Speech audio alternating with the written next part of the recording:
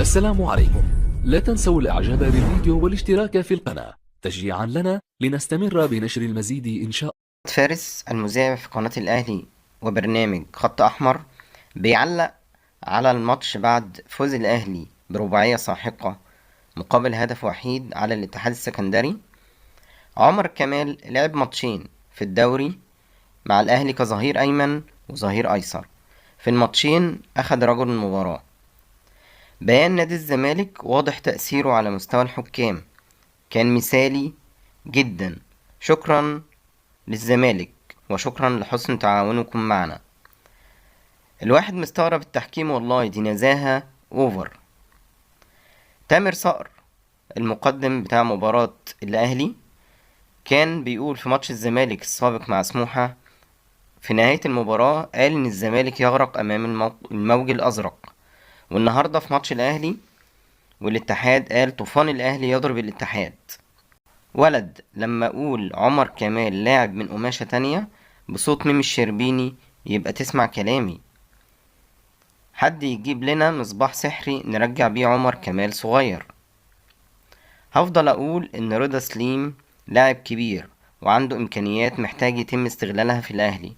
ده جون يجيبه لاعب دماغه شغالة والكرة عنده مخ مش عضلات. عمر كمال لاعب مميز قوي وعنده رؤية وقرار وذكاء في الملعب. خسارة والله انه 30 سنة. ووسام قص الشريط لكل جماهير الأهلي.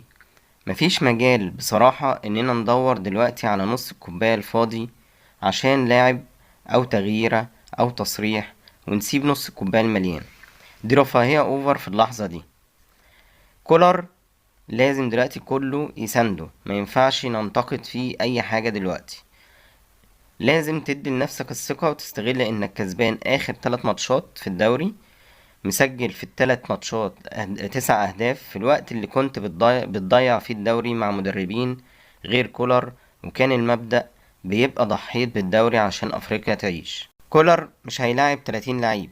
جوزيه كان هم 15 لاعب وشكرا من القايمة كلها، إنما كولر وصلك إن في كل مركز في 2 لعيبة على الأقل، من أول مصطفى والشناوي لحد وسام وكهربا.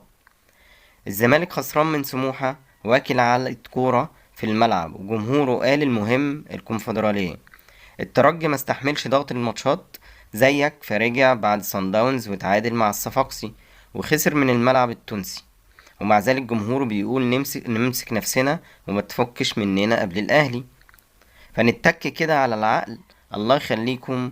كولر الفترة دي بيلم الدنيا في الملعب فنيا، وده واضح في أوضة اللبس وفي الإعلام. اسبوعين هنمسك فيهم نفسنا كلنا، هنفنش بطل افريقيا ان شاء الله ونصعد لكاس العالم.